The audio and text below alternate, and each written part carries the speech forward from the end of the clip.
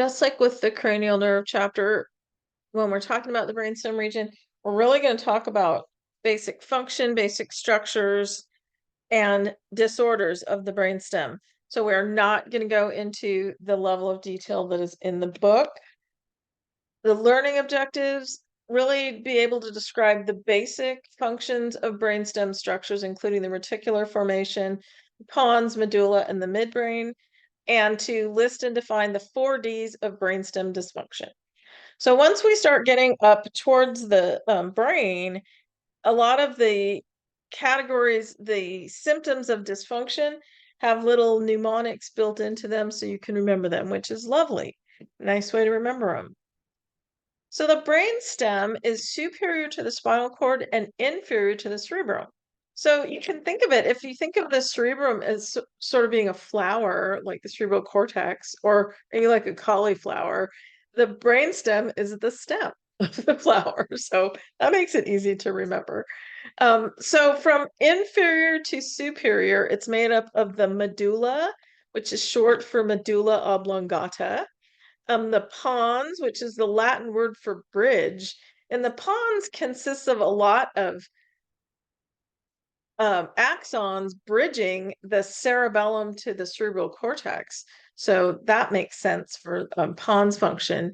And the midbrain, which is the superior part.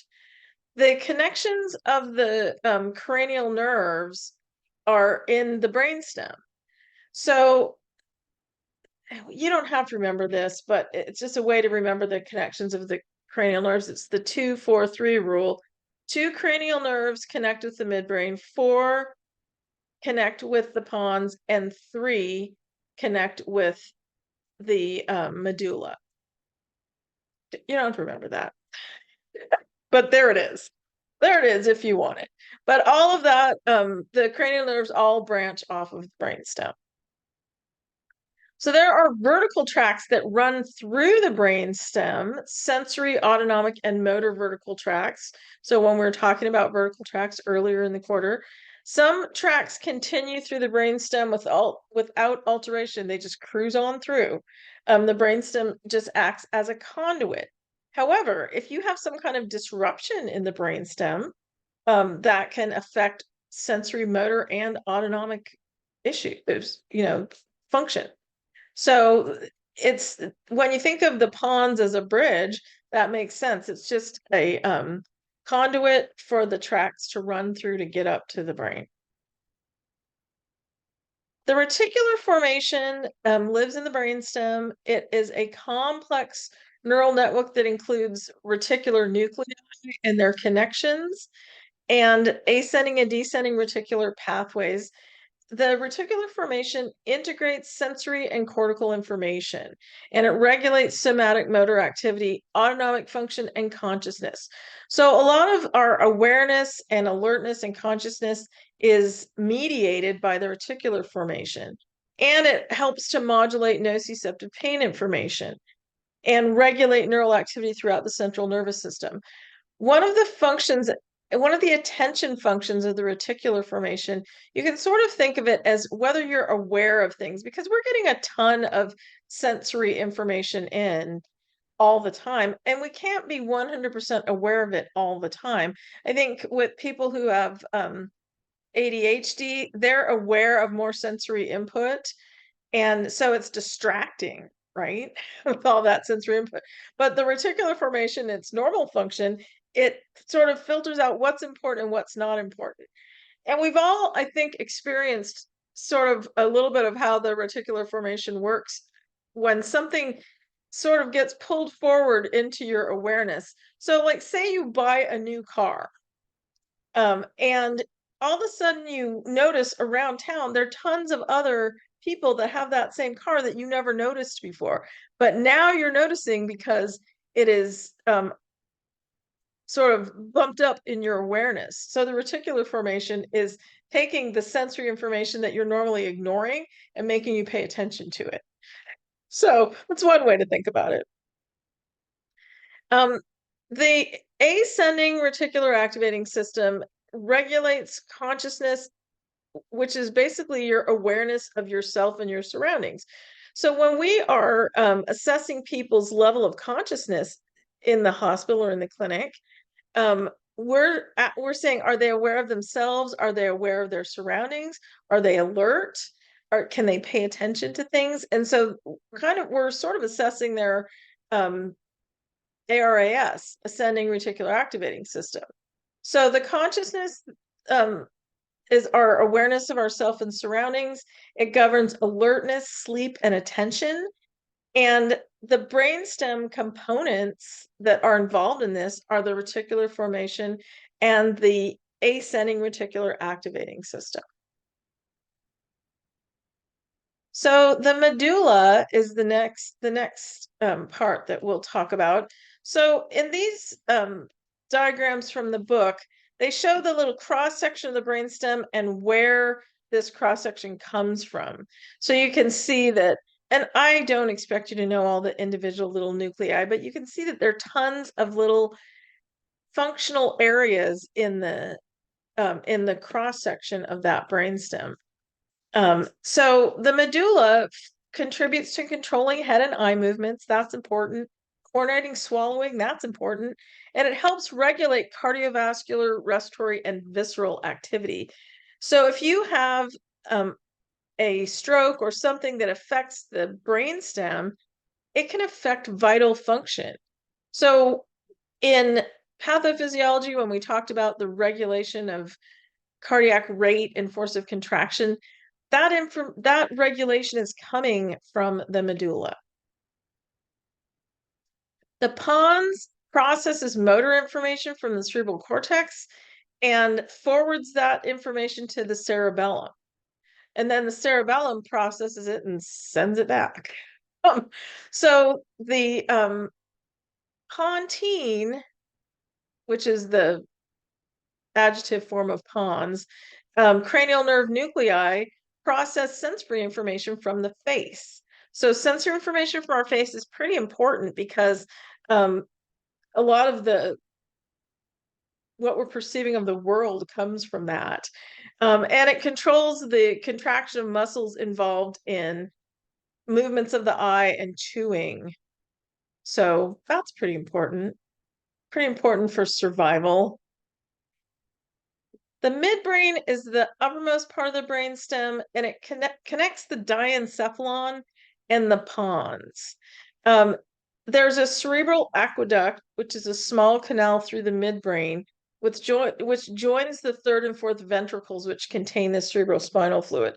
And when we get to chapter 25, we'll talk about the cerebrospinal fluid and its function. But we have that little cerebral aqueduct through the midbrain.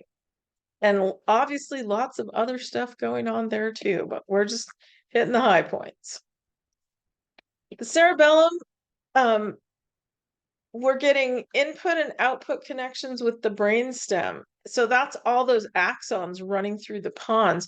If you look at histological cross sections of the pons that's stained with a myelin stain, it's all myelin because it's all axons transmitting information back and forth.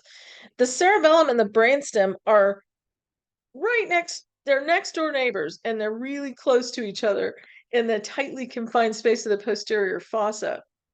And their blood supply comes from the basilar artery. So if you have a stroke in the basilar artery, this is going to affect a lot of things. We talked about the cerebellum briefly in a previous chapter, and its basic function is coordination of movement, motor planning, and some cognitive functions, including rapid shifts of attention. So when we're looking at lesions within the brainstem, you can get a mix of ipsilateral and contralateral signs because some of the vertical tracts cross over in the brainstem, like the dorsal column medial lemniscus crosses over in the medulla. So you can have ipsilateral or contralateral signs depending on what part of the brainstem is affected. You can have issues in the cranial nerves because most of the cranial nerves originate in the brainstem. All of them do, in fact. A lot of the vertical tracts cross the midline in the brainstem to supply the contralateral body. So lesions in the brainstem can also interfere with vital functions and consciousness because of the functions of the medulla and the reticular activating system. So this is a pretty important area. A lot of times, if somebody has a brainstem stroke, it is a life-ending event. Not always, but sometimes.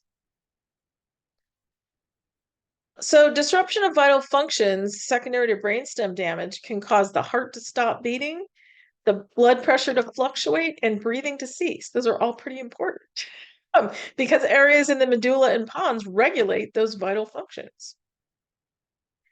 So the four cardinal signs of brainstem dysfunction are the 4 Ds: dysphagia, which is difficulty swallowing; dysarthria, which is difficulty speaking; diplopia, which is double vision; and dysmetria, which is inability to control the distance of movements.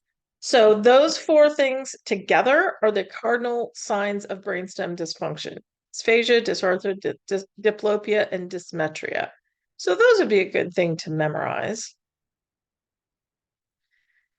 States of altered consciousness may occur with lesions to either the brainstem or the cerebrum, but brainstem damage affecting the reticular formation or the axons of the ascending reticular activating system can interfere with consciousness. So sometimes when somebody is in a coma, and it's not a medically induced coma, it's a coma because of trauma or damage, it's the reticular formation that's affected. Damage to the cerebrum that interferes with hypothalamic or thalamic activating areas, or ones that interfere with the function of the entire cerebral cortex, could also impair consciousness. So if you are in a coma, it could either be your brainstem or your cerebrum or both that are affected. Ischemia in the brainstem produces abrupt onset of neurological symptoms, including dizziness, visual disorders, weakness, incoordination, and somatosensory disorders.